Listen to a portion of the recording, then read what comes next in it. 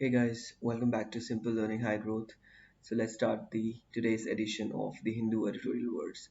And don't forget, words को कभी याद मत कीजिए, उन्हें यूज करना सीखिए. Let's start. आज का पहला वर्ड है फ्लिंच. फिर से बोलता हूँ फ्लिंच. फ्लिंच वर्ड का मतलब होता है कोई भी ऐसी चीज जो आपको हम्म, कुछ ज़्यादा खुश ना करे, ज़्यादा अच्छी ना लगे और आप उसको करने से बचना चाहें या अवॉइड करें, तो उसे फ्लिंच कहेंगे. या ये चीज़ डर की वजह से भी हो सकती है, ये चीज़ किसी तकलीफ की वजह से भी हो सकती है. बट जब आप किसी भी चीज़ को करना या किसी सिचुएशन को अवॉइड करने की कोशिश करते हैं, तो आप कह सकते हैं I was trying to flinch that situation. Okay, yeah flinch. Sentence पढ़ते हैं. We must not flinch from difficult decisions. दोस्तों, ये लाइफ की सच्चाई है कि हम सबको ज़िंदगी में टफ डिसीजंस लेने पड़ते हैं. तो उन डिसीजन को लेते हुए हमें फ्लिंच नहीं करना चाहिए, मतलब उन्हें अवॉइड करने की कोशिश नहीं करनी चाहिए. उन्हें स्ट्रांग होकर उन डिसीजंस को लेना चाहिए और फॉलो करना चाहिए. सो फ्लिंच का मतलब हुआ किसी भी अनप्लीजेंट चीज़ को आप अवॉइड करें. अगले वर्ड पे. The next word is ratify. फिर से बोलता हूँ रेटिफाई. दोस्तों, रेटिफाई वर्ड का मतलब होता है जब आपने कोई डिसीजन लिया है और वो काम होना है और वो काम हो भी रहा है, लेकिन आपकी जानकारी के आपके कुछ ग्रुप के कुछ मेंबर्स थे जिन्होंने उसके ऊपर अपना अप्रूवल नहीं दिया है. तो एक तरीके से उसमें कुछ चेंज या बदलाव नहीं होगा, बट हाँ, उनका अप्रूवल जब आ जाता है तो वो और फॉर्मल हो जाता है. रेटिफाई ज़्यादातर सरकारी और जो कानूनी काम वगैरह होते हैं उसके केस में वर्ड यूज होता है.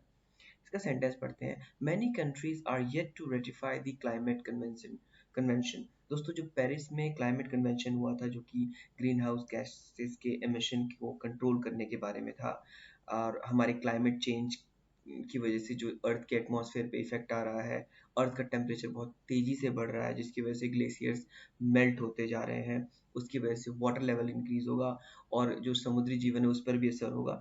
सो ये क्लाइमेट कन्वेंशन इन सब चीज़ों के बारे में था. सो बहुत सारी ऐसी कंट्रीज़ हैं जिन्होंने अप्रूव कर दिया है और बहुत सारी ऐसी कंट्रीज़ हैं जिन्होंने रेटिफाई नहीं किया है, मतलब अपनी एक्सेप्टेंस उसे नहीं दी है. अगले वर्ड पर चलते हैं. The next word is procrastinate. फिर से बोलता हूँ प्रोक्रेस्टिनेट. प्रोक्रेस्टिनेट वर्ड का मतलब होता है जब आप डेलिबरेटली किसी काम को डिले करते रहें जानबूझ के. मतलब कि मान लीजिए, आप कई बार होगा जैसे घर में मम्मी ने बोला बेटा चीनी लेके आओ, तो आपने हाँ मम्मी जाता हूँ 5 मिनट में, 10 मिनट में, 15 मिनट में, ये सीरियल देख लूँ.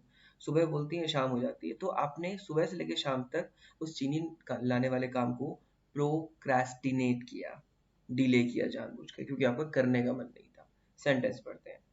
Most often procrastinate, we procrastinate when faced with something we do not want to do. चीनी नहीं लाना चाहते थे आप, तो आपने उस काम को प्रोक्रास्टिनेट किया, यानी कि किसी भी काम को जिसको आप करना नहीं चाह रहे हैं आप उसको डिले करते जा रहे हैं. Word is enrage. फिर से बोलता हूँ एनरेज. एनरेज वर्ड का मतलब हुआ कि किसी भी चीज़ की वजह से आपका गुस्सा बहुत एक्सट्रीम पे पहुंच जाए. मान लीजिए आपने किसी आदमी को किसी औरत से बदतमीजी करते हुए देखा और आप गुस्से से भर गए, तो आप you are enrage with anger. ठीक है. सेंटेंस पढ़ते हैं.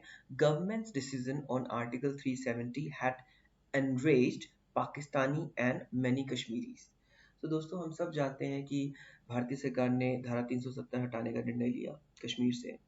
तो इस चीज़ की वजह से बहुत सारे पाकिस्तानी लोगों में और कश्मीरी लोगों में एक तरीके का गुस्सा भर गया था. डेफिनेटली मैं नहीं समझता कि ये धारा 370 हटाना कोई बहुत गलत बात थी.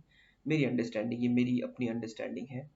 आई थिंक इससे कश्मीर के लोगों को और रोज़गार ही मिलेगा, उनके लिए अच्छा ही होगा. बाहर से इन्वेस्टमेंट्स आएंगी, जॉब जनरेशन होगा, तो वहाँ पे टेररिज्म या मिलिटेंट्स की भी प्रॉब्लम सॉल्व हो सकती है उसकी वजह से. सो देखिए, हर जो बदलाव आता है वो कुछ ना कुछ तकलीफ लेकर आता है, बट वो कुछ टाइम की होती है, धीरे धीरे करके वो सब सेटल हो जाता है. सो एनरेज वर्ड का मतलब हुआ जब आप किसी को एक्सट्रीमली गुस्से में ला दें या एंगर में ला दें. The next word is implausible. Implausible. फिर से बोलता हूँ implausible. Implausible वर्ड का मतलब होता है डिफिकल्ट टू बिलीव. जब आप किसी भी चीज़ का का विश्वास कर पाना बहुत मुश्किल हो, जो आपको लगता है यार ये तो हो ही नहीं सकता, इम्पॉसिबल है ये, तो आप उसे इम्प्लॉसिबल कह रहे हैं। सेंटेंस पढ़ते हैं, a clean exit from covid 19 is implausible. हम सब जानते हैं कि कोविड 19 एक ऐसा वायरस है जो कि छूने, खांसने या संपर्क में आने से फैलता है। तो ये पूरी तरह से खत्म हो पाएगा बिल्कुल साफ तरीके से, बिल्कुल जैसे पोलियो खत्म हो गया, या और कुछ बीमारियां भी थी जो बिल्कुल जड़ से खत्म हो चुकी हैं, उस तरीके का पूरा क्लीन स्वीप इस बीमारी का हो पाना इम्पॉसिबल यानी कि इम्पॉसिबल ही लगता है। थे आज के वर्ड्स। आई होप आपको सब के सब समझ आए होंगे। अगर कोई क्वेरी है तो प्लीज़ कमेंट बॉक्स में ज़रूर लिखें, and please do like, share and subscribe. Thanks for learning with us. Have a good day.